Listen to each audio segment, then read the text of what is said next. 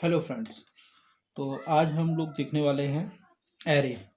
तो जैसे कि हमने प्रीवियस वीडियो सेक्शंस में आप लोगों को बताया कि डेटा स्ट्रक्चर क्या होता है और डेटा स्ट्रक्चर के कितने टाइप होते हैं।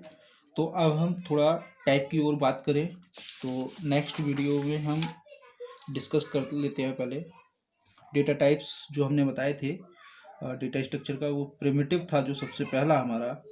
उसमें हमने बताया था इंटीजर होता है एक हमारा, एक फ्लोट होता है, डबल होता है, और हमने बताया कैर होता है, एक्टेक्सा। ये आपको किसी भी प्रोग्रामिंग लैंग्वेज के कंसेप्ट में मिल जाते हैं। अब हम नॉन प्रिमिटिव में जब बात कर रहे थे तो नॉन प्रिमिटिव में हमें जो सबसे पहले मिलता है वो होता है एरे, जो कि हमारा किसमें लीनियर में होता है। लीनियर में हमने आपको बताए थे array, link list, stack, Q. तो जिसमें हम सबसे पहले वाले की बात करने वाले हैं एरे। अब एरे बेसिकली होता क्या है? एरे का मतलब है कि हमें सेम टाइप के सेम डेटा टाइप के कलेक्शन को हम एरे बोल देते हैं। Collection of same data type. Suppose that कि आपको रोल नंबर जनरेट करने हैं, 50 स्टूडेंट हैं, तो हम उसको इस तरीके से कुछ, यानी कि हम इसको बोले तो एरे का नेम हो गया, ये एरे नेम है और ये हमारा उसका साइज है।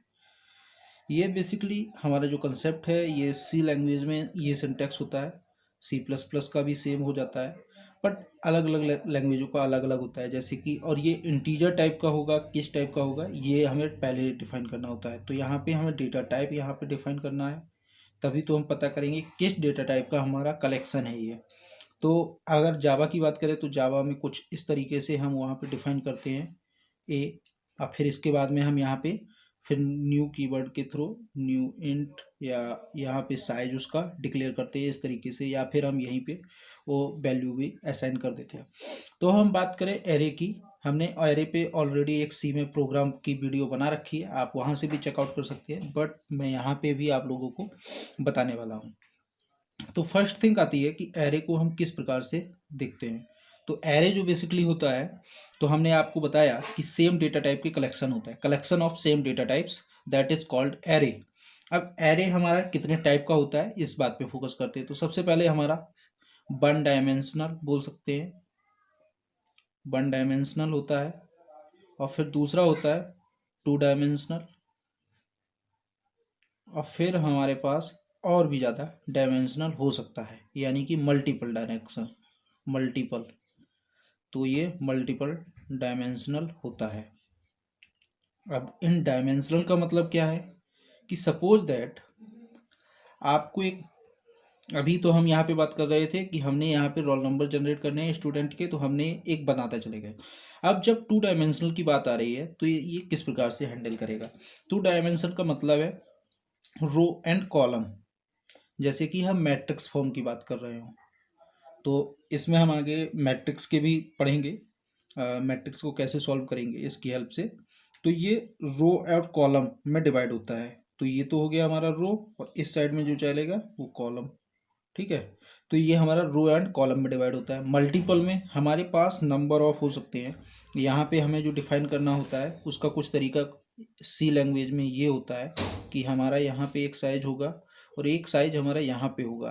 तो ये जो एलिमेंट स्टोर करेगा वो कितना होगा, साइज और इस साइज का, यानी कि हमने सपोज दैट इसको माना m और इसको माना n, तो m इंटू n एलिमेंट को स्टोर करेगा। सपोज दैट कि 3 हमने इसका m की वैल्यू ली और 4 इसकी वैल्यू ली, तो टोटल ये 12 एलिमेंट को स्टोर करेगा। वो कैसे करेगा? वो इस तरीके से कुछ करेगा। और छोटा लेके देख देते हैं, 2 और 3 का लिया, तो यहाँ पे ये टोटल 8 वैल्यू को स्टोर करेगा। तो 8 वैल्यू स्टोर करने के तरीका क्या होंगे? एक की बात कर रहे थे, तो ये इंडेक्सिंग हमेशा इसकी 0 या 1 हम दोनों से डिफाइन कर सकते हैं, जैसे हमको सुटेबल लगे।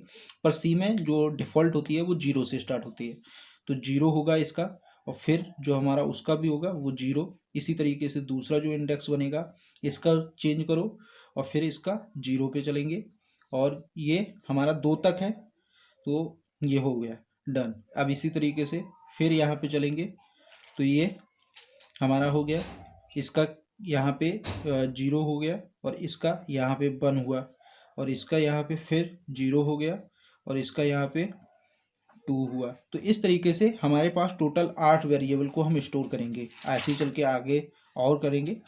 अब बात को समझते हैं कि हम एरे की बात कर रहे हैं, तो एरे में जो फर्स्ट थिंग आती है कि हमें डेटा स्ट्रक्चर में एरे किस प्रकार से। तो सबसे पहले एक छोटा सा प्रोग्राम बना के बता देते हैं कि हम सी लैंग्वेज का प्रोग्राम होगा।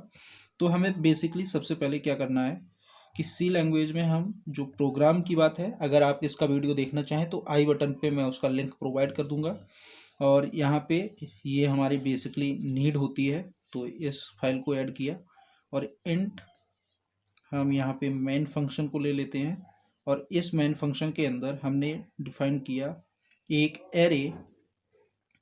यहाँ पे एरे का साइज हम कर देते हैं 2, और यहाँ पे हम इस तरीके से, और क्लियर स्क्रीन आप लगाना चाहें तो लगा सकते हैं प्रीवियस रिजल्ट को हटाने के लिए। अब इसको इनिशियलाइज करवाना है, तो हम यहाँ पे क्या करते हैं, एक लूप चलाते हैं 4, और इसी के अंदर हम एक इंट आई वेरिएबल ले लेते हैं। 0 से स्टार्ट कर रहे हैं तो समझ लो कि 0 और 1 यानी कि ये 2 वैल्यू को स्टोर करेगा, इंडेक्स ये होंगे उसके। तो हम यहाँ पे बात कर रहे हैं, तो आई इज़ लेस देन, और इससे रखेंगे क्योंकि अब ये 2 वैल्यू को सिर्फ लेगा, और इसको यहाँ से और आई प्लस प्लस कर दिया, और यहाँ से इनिशियलाइजेशन इसका कुछ यूँ होगा, प्रिंटफ सॉरी स्कैनफ फंक्शन का यूज करेंगे। स्कैनफ फंक्शन %d होगा, और यहाँ पे एड्रेस ऑफ ए और आई यानी कि इस इंडेक्स के साथ में जो वैल्यू हम दे रहे हैं उसको यहाँ पे ले लेना है। तो ये हो चुका है। अब इसको प्रिंट करने का तो नॉर्मली हमको क्या करना है, फोर लूप फिर लगाना है, और हम इंट आई इक्वल्स टू 0 और से आई लेस देन 2 तक जाएंगे, आई प्लस प्लस करेंगे, और हम यहाँ पे डायरेक्टली प्रिंटफ फंक्शन को यूज कर ले रहे हैं। प्रिंटफ फंक्शन में अब हमको क्या करना है कि वैल्यू को रिटर्न करवाना है, तो यहाँ से सीधा डायरेक्ट ए ऑफ आई हो गया। अब जो सेकंड थिंग बनती है कि अब हमारे पास जो भी है वो अपना बंद कर दो, गेट सी एच नहीं लगेंगे क्योंकि इंट लिखा है तो रिटर्न होगा, इसमें रिटर्न 0 डाल दो, और ये हो गया। अब एरे बना कैसे, अब इसकी बात समझते हैं कि हमने सपोज दैट इन 2 की बात कर रहे हैं, तो एरे कुछ इस प्रकार से मेमोरी में एलोकेट होगा कि उनकी इंडेक्सिंग न्यू होगी। ये 0 इंडेक्स है, ये 1 इंडेक्स है, इसके अंदर हम जो वैल्यू डालेंगे वो होगी, और ये यानी कि इंडेक्स है तो आई। अब हम बात करें कि हमें ऐसे दिया गया 500 स्टूडेंट के लिए, तो 500 इंडेक्स बहुत लंबा बन जाएगा।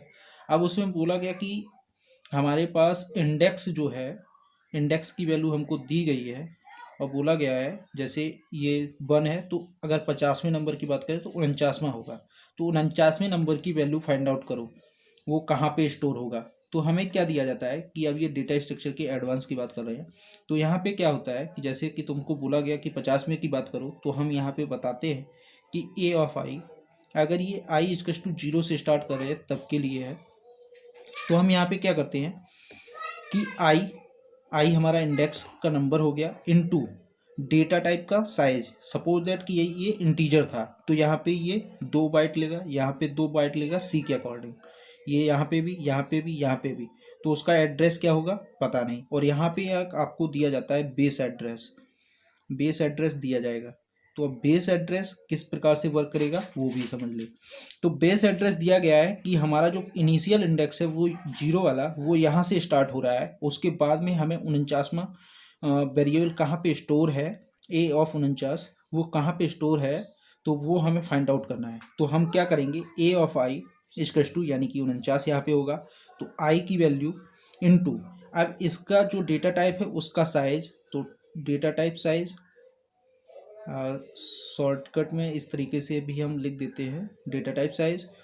अब ये हमारा हो गया, तो इसने हमें क्या बताया कि आई की वैल्यू जो है वो और प्लस डेटा ऑफ साइज, यानी कि ये अगर हम इस वेरिएबल की बात करें तो ये तो 100 पे स्टोर है, पर ये 102 पे स्टोर है क्योंकि 2 बाइट लिया, तो यहाँ से जो गुजरे हैं तो वो 1 गुजरे हैं ना टोटल, क्योंकि ये 0 पे था तो यहाँ पे 1, तो यहाँ पे हम सिर्फ 2 बाइट चले, तो यहाँ पे और प्लस बेस एड्रेस, इस तरीके से हम इसको फाइंड आउट कर लेते हैं।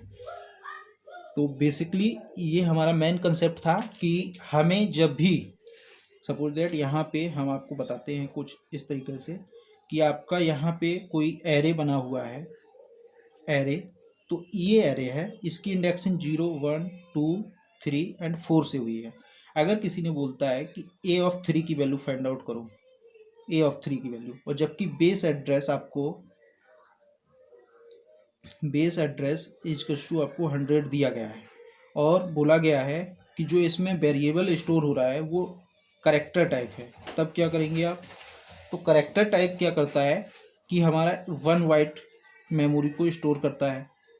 तो अब हम क्या करने वाले हैं कि हमें बोला गया ए ऑफ 3 की वैल्यू फाइंड आउट करो, तो ए ऑफ 3, ये इंडेक्सिंग हमारी 0 से स्टार्ट हो रही है, तो इसके लिए हमने फॉर्मूला बताया है।